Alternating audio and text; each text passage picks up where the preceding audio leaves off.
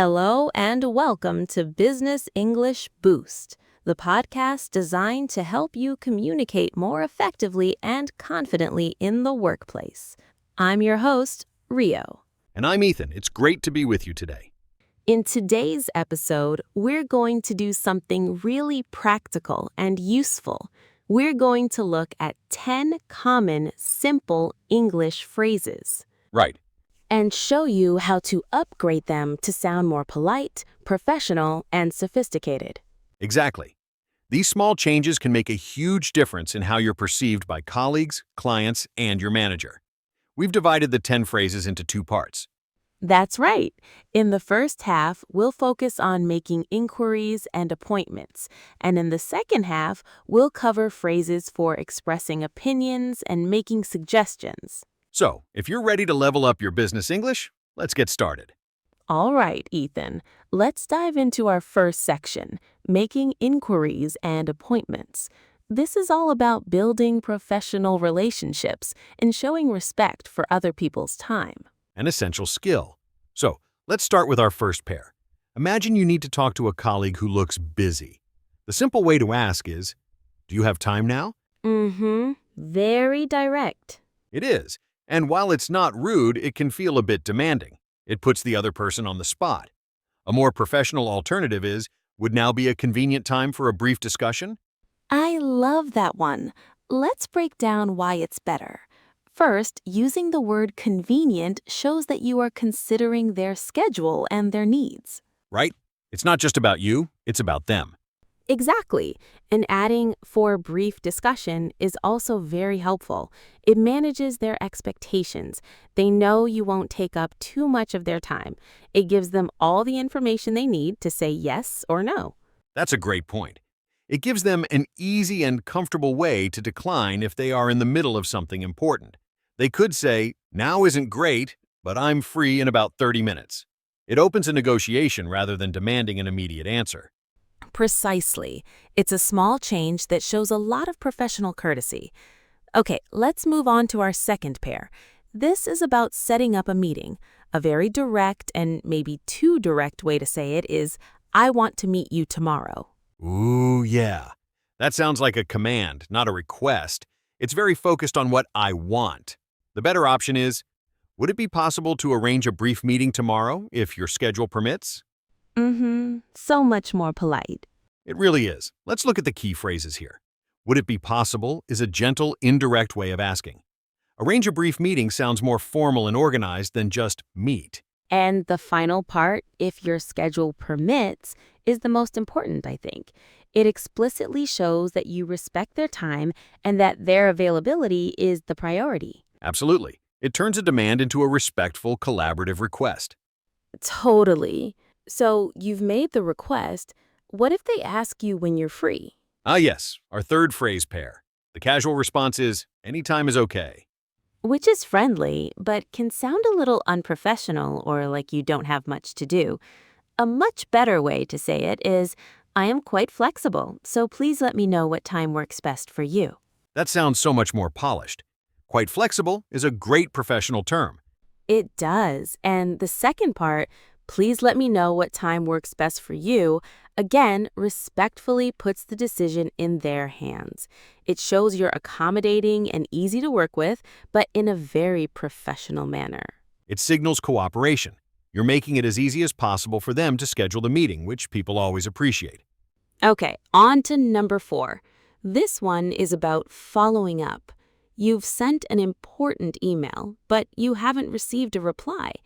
It's tempting to ask directly, did you read my email? Yes, and that can sound very accusatory. It's like you're saying, why haven't you responded yet? It can make the other person defensive.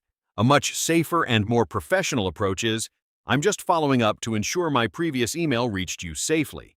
Ah, the gentle follow-up. This is brilliant. It is. The phrase following up is a standard neutral business term. But the genius part is the reason you give. By saying to ensure my previous email reached you fully, you're offering a polite excuse for their lack of reply. You are suggesting there might have been a technical problem, like the email went to their spam folder. That's such a great point. It saves face for everyone involved. It doesn't blame them for being busy or forgetful. It's a soft reminder that doesn't apply any pressure. Right? 9 times out of 10, they'll reply with, "Oh yes, sorry for the delay. I'll look at it now." It's incredibly effective. Definitely a key phrase for the toolkit. Let's do our final one for this section, number 5. This is about asking someone to look at your work. The simple, direct way is, please check this. Again, it sounds like a command. It's very blunt. Even with please, it lacks a certain softness. The upgraded version is, "I would appreciate it if you could review this document at your earliest convenience." That is a beautiful business English sentence. Let's unpack it. Starting with, I would appreciate it, frames the whole thing as something you would be grateful for, rather than something they are obligated to do. Mm-hmm. And the word review is more formal and sounds more significant than just check. Checking can mean a quick glance, while reviewing implies careful consideration. And then we have that classic phrase, at your earliest convenience. It's a very polite way of saying as soon as you can, without setting a hard, demanding deadline. A perfect summary. This one is a must-know for any office environment. It's polite, respectful, and crystal clear. Let's tackle another common situation, asking for help. It's easy to just say, "I need your help." Great! That wraps up our first part on making inquiries. The main theme here is clear. It's all about showing consideration for the other person's time and autonomy. Well said. Now, let's move on to part 2, expressing opinions and suggestions. This is where we can learn to sound more thoughtful, collaborative, and professional in meetings or discussions. Excellent! So, phrase number 6, the most common way to introduce an opinion is to say, I think that. And there's nothing wrong with that, but it can be a bit simple, especially if you use it all the time. To sound more analytical, you could say, "From my perspective, it appears that..." Right. From my perspective is a great opener. It subtly acknowledges that this is your viewpoint and that other people might have different ones. It makes you sound more humble and open-minded. Exactly. And the second part, "it appears that," is also softer than saying "it is." It presents your conclusion as an observation based on evidence, rather than an absolute fact. It sounds more considered and intellectual. It does. For example, instead of, I think the project is behind schedule, you could say, from my perspective, it appears that the project is slightly behind schedule. It invites discussion rather than just stating a stark fact. A wonderful distinction. Okay, let's look at how to agree with someone. Phrase number 7 is the simple "I agree with you." Which is fine, of course. But if you want to show strong, enthusiastic agreement in a formal context, you can elevate it to, I completely share your assessment on this matter. Wow, that is powerful. Completely share shows 100% alignment. And the word assessment is a fantastic business vocabulary word. It means you see their opinion not just as a feeling, but as a well-thought-out analysis. Mm-hmm.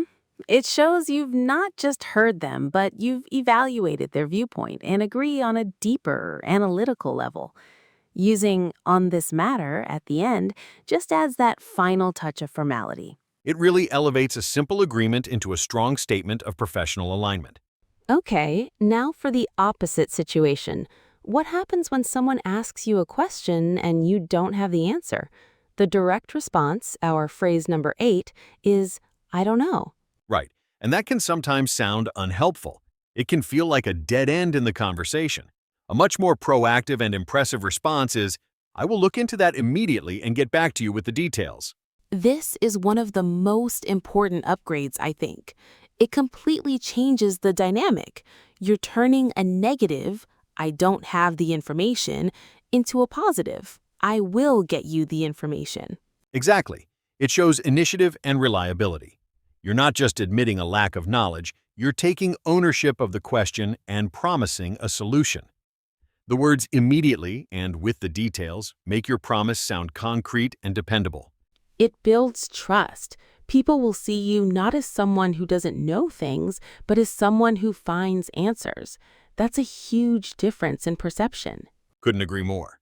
Now, for phrase number 9. Let's say you're in a meeting and you think of a solution. The simple way to say it is, I have a good idea. Which can sound a bit boastful or even a little childish depending on the tone.